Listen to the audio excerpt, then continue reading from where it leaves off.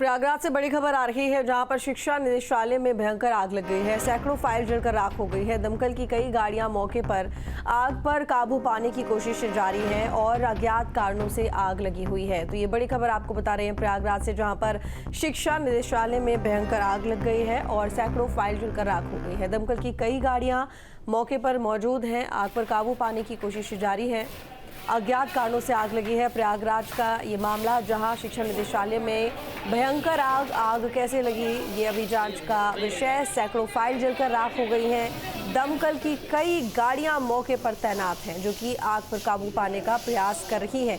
तो अज्ञात कारणों से आग लगी, लेकिन कई ज़रूरी दस्तावेज और सैकड़ों फाइल्स जो कि जलकर इस आगजनी की घटना में राख हो गई हैं। और वहीं बड़ी संख्या में वहां पर पुलिसकर्मी मौजूद, दमकल कर्मी मौजूद, दमकल विभाग की गाड़ियां मौजूद। पूरी कोशिशें कि जल्द से जल्द आग पर काबू पाया जा सके। तो प्रयागराज का ये मामला है।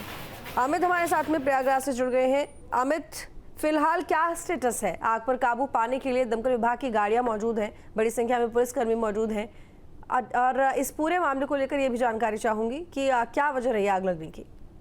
जी बिल्कुल, देखिए आपको बता दें कि शिक्षा निदेशालय में ये आग लगी है। 15 और 16 नंबर कमरे में ये आग लगी है, जहां पर जरूरी दस्तावेज और फाइलें जो है वो रखी गई थी। हालांकि इस आग लगने के कारणों का पता नहीं चल सका है, लेकिन साफ तौर पे अगर बात करें तो प्रयागराज की जो फायर टीम है वो पहुंच चुकी है। दमकल की कई गाड़ियां आग बुझाने का प्रयास कर रही है। लगातार आग पर काबू पाने का प्रयास जो है वो किया जा रहा है। हालांकि आग के लगने के कारणों का पता नहीं चल सका है कि आग किस कारणों से लगा है। और फिलहाल अगर बात करें तो साफ तौर पे अगर देखा जाए तो के कारणों का पता चल रहा है, लेकिन फिलहाल जो है वो तरीके से आग पर काबू देखा है कि आग जो वो और आगे न फैलने पाए, इसके कई गाड़ियां जो है मौजूद है, कई कई पुलिसकर्मी जो है वो मौजूद है।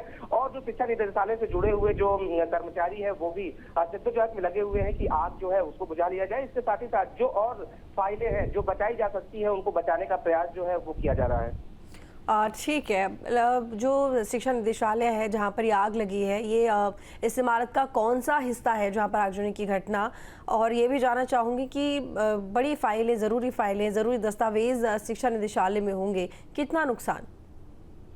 जी बिल्कुल, देखिए नुकसान का आंकड़ा तो जब ये सारी चीजें जब समाप्त होगी उसके बाद ही पता चल पाएगा, लेकिन फिलहाल जो अनुमान लगाया जा रहा है कि काफी दस्तावेज जो है वो जल गए हैं, क्योंकि शिक्षा निदेशालय एक महत्वपूर्ण निदेशालय है और वहाँ पर शिक्षा विभाग से जुड़े हुए तमाम दस्तावेज जो है वो रखे जाते हैं, फाइलें जो है वो रखी जाती है, चाहे उसमें तमाम स्कूलों की फाइलें हों या जो बच्चों की डॉक्यूमेंटेशन की फाइलें हों। तमाम ऐसी फाइलें जो है जरूरी दस्तावेज वो रहते हैं। और 15 और 16 नंबर जो कमरा है वो काफी खास मायने रखता है। वहाँ पर ज्यादा सरकारी दस्तावेज जो है वो रखे जाते हैं, उसी में ये आग लगी थी। हालांकि आग को बुझाने का प्रयास जो है वो जारी है लगातार। अब कंट्रोल जो है वो फायर कर्मियों द्वारा कर लिया गया है। फिलहाल अब जो बचे हुए सामान है उनको बाहर निकाला जा रहा है और जो जले हुए सामान है उनका आकलन किया जाएगा कि आखिर में नुकसान जो है वो कितना रहा है और कौन कौन से ऐसे कागज है, कौन कौन से ऐसा दस्तावेज है जो जलकर खाक हो गए हैं। फिलहाल अगर बात करें तो काफी दूर तक ये जो आग की लपटें हैं वो देखी जा सकती थी, जिसके बाद तुरंत फौरन फायर कर्मियों को सूचना दी जाती है। दमकल की कई गाड़ियां मौके पर पहुंचती हैं, खुद शिक्षा निदेशालय से जुड़े हुए जो अधिकारी है वो मौके पे पहुंचते हैं और राहत और बचाव कार्य जो है वो तेजी के साथ कराया जाता है। हालांकि अगर बात करें तो आज रविवार का दिन है, ऐसे में शिक्षा निदेशालय में छुट्टी जरूर रहती है, लेकिन आज के बाद से अफरा तफरी का माहौल जो है वो शिक्षा निदेशालय में देखने को मिल रहा है। ठीक है। और जिस वक्त ये आगजनी की घटना हुई, कितने लोग मौजूद थे इस इमारत में?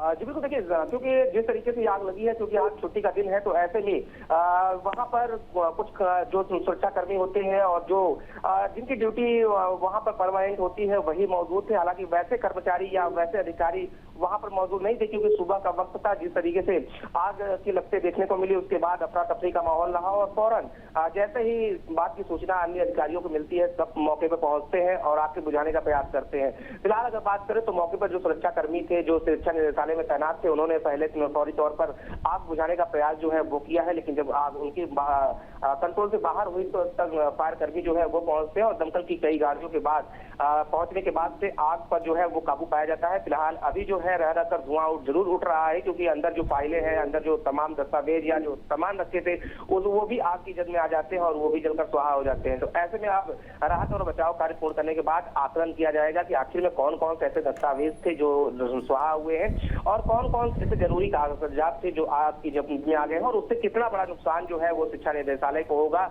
या उससे जुड़े हुए तमाम जो विभाग हैं या उससे जुड़े हुए तमाम जो चीजें हैं उस पर कितना असर पड़ता है, ये बात देखने को मिलेगा। चलिए ठीक है, बहुत शुक्रिया आपका तमाम जानकारी के लिए। नजर बनाए रखिएगा। तो बता दें आपको कि भीषण आग और आग से हाहाकार, ये जो इमारत आप देख रहे हैं जिसमें आगजनी की घटना हुई है, शिक्षा निदेशालय की बिल्डिंग, जहां पर अचानक से आग लगी, लेकिन किस वजह से आग लगी अभी साफ नहीं। लेकिन जिस कमरे में आग लगी है वहां बेहद ज़रूरी दस्तावेज रखे हुए हैं, सैकड़ों फाइलें हैं जो कि जलकर खाक हो गई हैं, और साथ ही दमकल विभाग की गाड़ियाँ वहाँ मौजूद है, टीम मौजूद है जो कि लगातार प्रयास कर रही है कि आग पर जल्द से जल्द काबू पाया जा सके। हालांकि क्योंकि संडे का दिन और ऐसे में छुट्टी का दिन, लोग वहाँ मौजूद नहीं थे, तो ऐसे में किसी तरह की जनहानि नहीं, लेकिन काफ़ी नुकसान।